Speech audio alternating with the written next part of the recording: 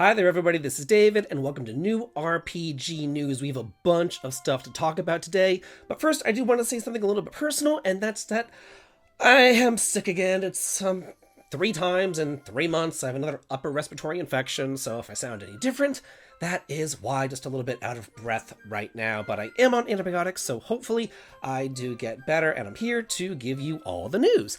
And I do think that's worth a sub, as I do try my hardest to get 100,000 subscribers. And with your help, your like, and your sub, I just know that I can get there. And I'm starting off with some pretty good news. Okay, so we all know that Dragon Quest is huge over in Japan, but it struggles a bit in the West. But Dragon Quest III HD 2D shipments and digital sales top 2 million, with nearly 1 million physical copies sold in Japan alone. So Dragon Quest is not dead. Dragon Quest is doing really well. So if you got 1 million in Japan, you probably got another 1 million over in the West as well.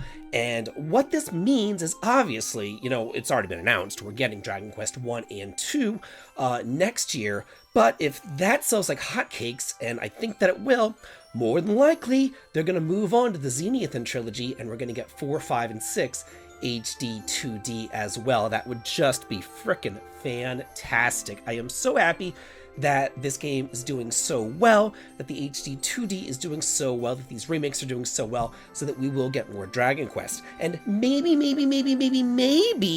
we might get some information about Dragon Quest 12, or even a Dragon Quest X offline English official translation.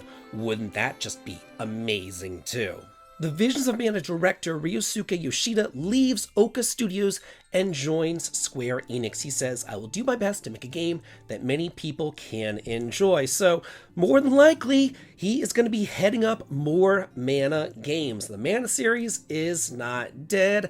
This guy's probably going to be in charge of an internal studio going over Mana games. This is fantastic news. I loved Visions of Mana. One of the best games of the year as far as I'm concerned. He says, "On a personal note, I quit NetEase Oka Studios on October 31st. We were a new studio, but we were able to release Visions of Mana.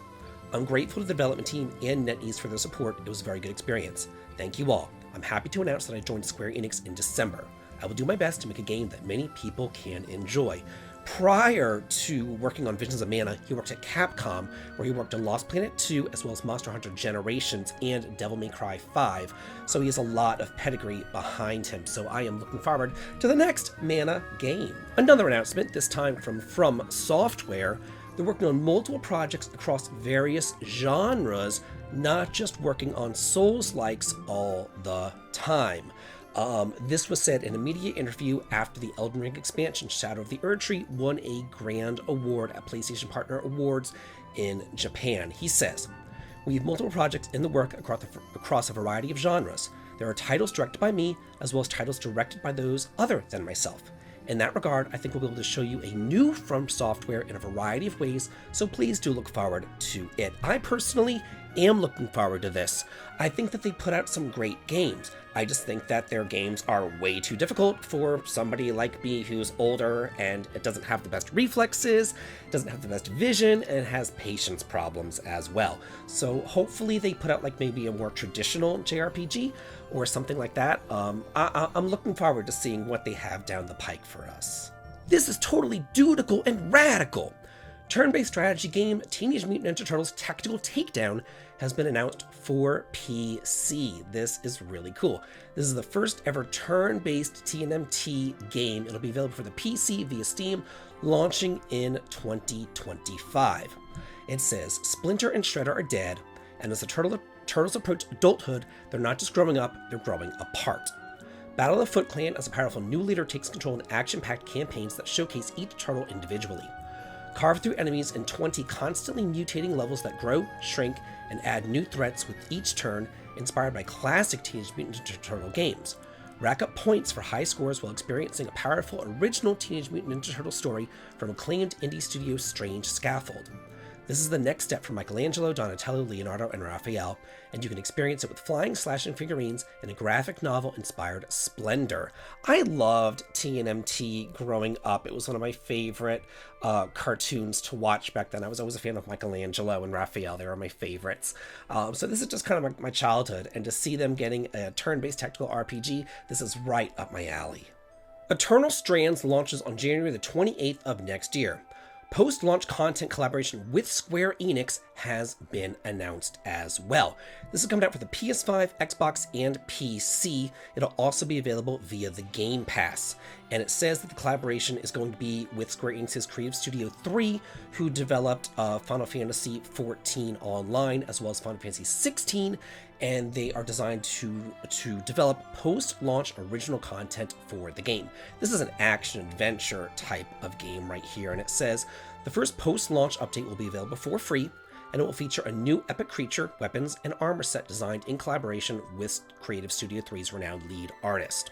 The new trailer teased a glimpse of what the aerial epic would look like, bringing a striking, visually dynamic addition to the game that will push the boundaries of combat in Eternal Strands with their unique and beloved artistic flair. So I don't know too much about this Eternal Strands game. All I know is that it's an action-adventure game, kind of like Zelda, I suppose, because whenever I think of action-adventure, that's just what I think of. But I thought that this was kind of interesting and unique that they are collabing with Square Enix. The Great Villainess Strategy of Lily launches in spring of 2025, and there is a demo now available. It's coming out for the PC via Steam. And it says, escape false murder accusations as Scarlet, the hedonistic duchess guilty of only dissipating the aristocracy's tiresome customs. Flee the Imperial armies eager to see Scarlet's head roll and buy time until she can clear her name. Conspire with Lily, a time-traveling live streamer, and convince the opposing generals of Scarlet's innocence, win their loyalty, and perhaps even form a rebellion.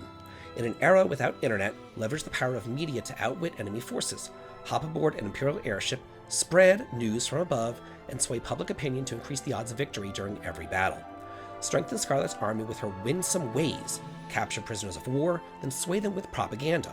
Plant seeds of doubt into the minds of opposing commanders to cut off supply chains, divert troops away from the battlegrounds, and flank distracted squadrons to thin out their ranks.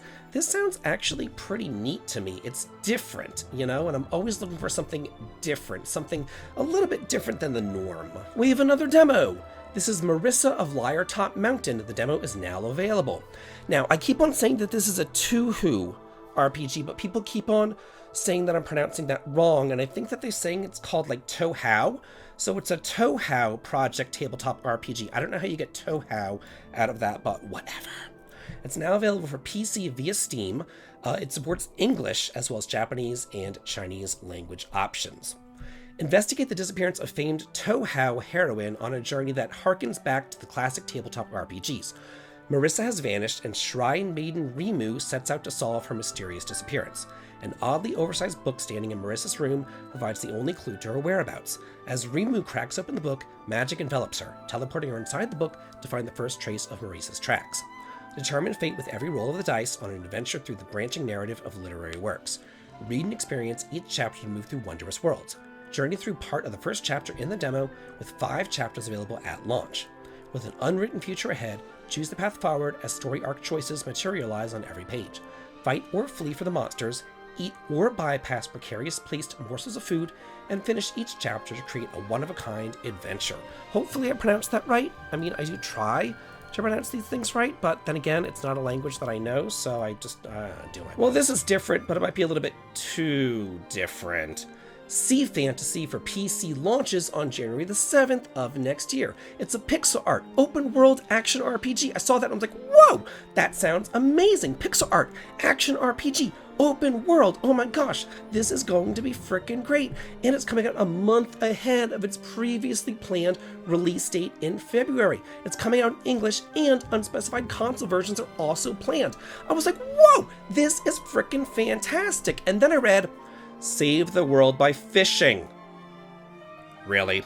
This is a brand new action RPG game in which 2 young men set out an adventure to fish for the CAZ, the marine life of the world, in a vast pixel world. This is not a peaceful fishing game. The destruction of the world is imminent. So, what? How do you save the world by fishing?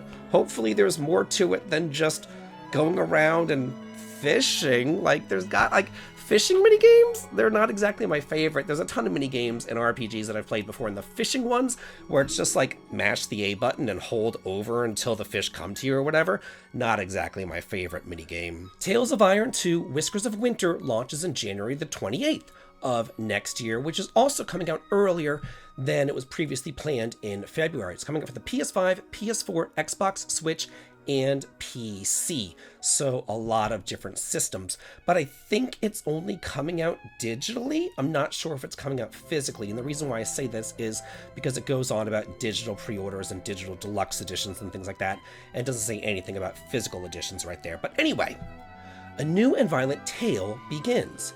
Set after the bloody conclusion of the original, Whiskers of Winter sees Arlo embark on a violent quest of ruthless revenge against the Dark Wing's onslaught, while introducing new fearsome monster hunting side quests against gigantic beasts. The young rat can also imbue his weapons with a range of new elemental effects and abilities, helping him slaughter foes standing in his way. Enhanced settlement mechanics allows Arlo to rebuild the rat's northern garrison at Winter's Edge, while its new protector explores new and distinct areas of the frontier, home to a cast of critters, some to ally with, others to vanquish. All in all, this looks like a pretty neat game. Don't get your hopes up about this one. Celtic-inspired CRPG Legend of Awen, Rise of the Fianna has been announced for the PC, and they're having a crowdfunding campaign to launch in Q1 of 2025. How are you going to announce a game but not have it funded yet? And then be like, hey, this game is going to come out. We're not going to do a release date for the game, but the game is totally coming, but we don't have funding for the game. Like, what? I don't know. Like, to me, get your funding first, and once you have funding, then you announce the game. That's normally how it works as far as I'm concerned. So, yeah. Anyway, this says that this is a single-player, story-driven CRPG developed on Unreal Engine 5. Venture forth into original medieval fantasy world inspired by Celtic myths, where bards invoke curses or blessings through poems and songs, druids weave powerful enchantments bound to the magic of the Sidhe, ritual war paints grant supernatural abilities, and legendary weapons channel the spirits of the ancient heroes. Step into the role of Finn, an orphan child gifted with otherworldly powers. Gather your party of legendary Fianna, champions of the High Queen, and rise to become their leader. Embrace an epic adventure to protect the kingdom of Terra from scheming lords and supernatural forces. Unravel a sinister conspiration? Don't you mean conspiracy? And investigate an even greater threat, buried and forgotten, craving for revenge. Yeah, my throat's kind of going out at this point. More games coming in January. This is called Robots at Midnight, coming on January the 29th. It's an action RPG. It says that it's launching for the Xbox and PC via Steam.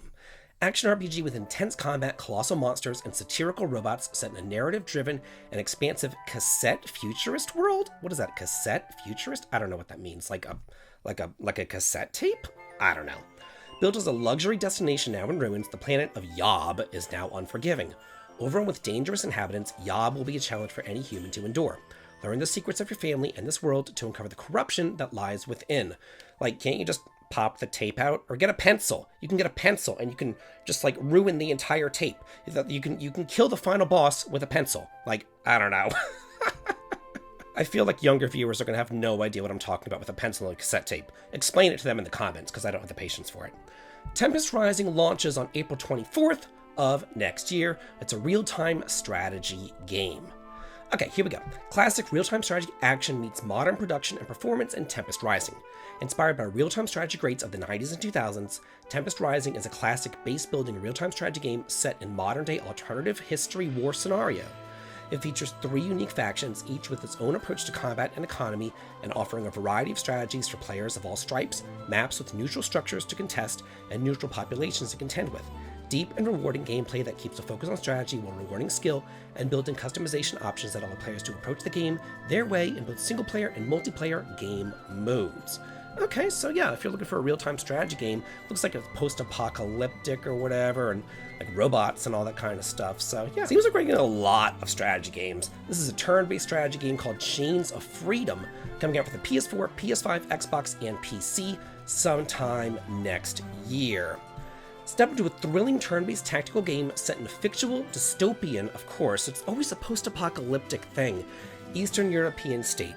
Lead an elite military squad as you navigate perilous missions filled with danger, deceit, and moral dilemmas. Why can't we get something like, I don't know, medieval, or like bright and cheery, and swords and sorcery and stuff? Why is it always this dark, dank, post-apocalyptic, everyone's dead, zombies are running around, things are on fire, throwing grenades and stuff? Like, I'm not a fan of that. I don't know, that's just me.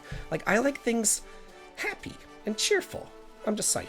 Happy and cheerful as you kill your enemies, you know, with your swords and you stab them. Yeah. As you delve deeper into conspiracy threatening your nation, engage in high-stakes tactical combat that demands precision with every move. Arm your team with a variety of weapons and gear, adapt our skills to meet ever-changing challenges, and confront intense missions that push your resolve to its limits. Uncover the truth in a world where the nation's fate lies in your hands.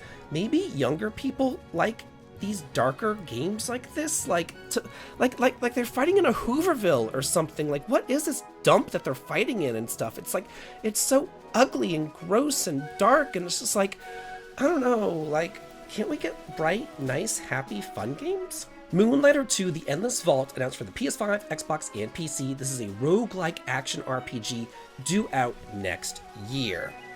Step into the life of an intrepid merchant, Will, in the sequel to the roguelike action RPG hit, where adventures and commerce collide.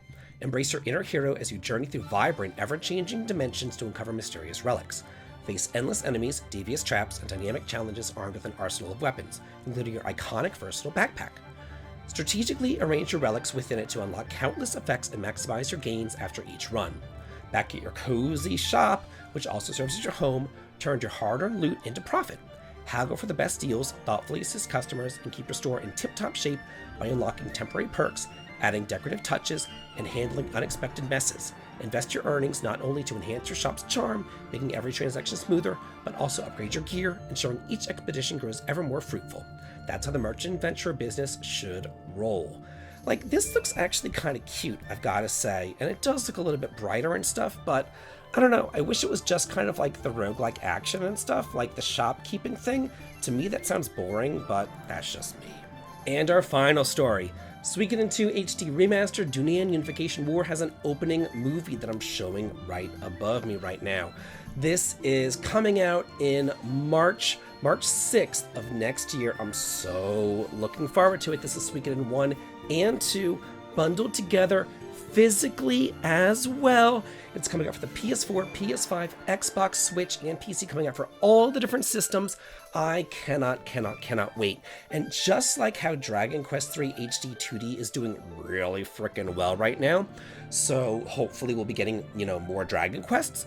Hopefully, Suikoden will do really well. Konami has already noticed the success of Ayuden Chronicle. That's the only reason why we're getting Suikoden. So hopefully this is a success too, and maybe we'll get a Suikoden 345 collection, or even better, a Suikoden 6, a revival of the series. That would be the best thing for me.